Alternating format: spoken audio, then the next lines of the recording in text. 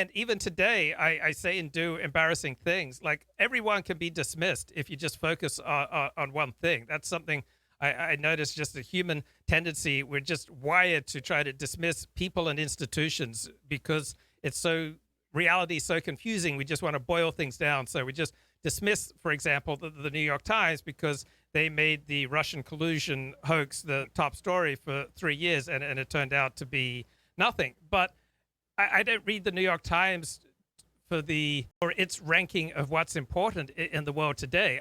I was never able to read anything about the Russian collusion hoax without starting to get a headache.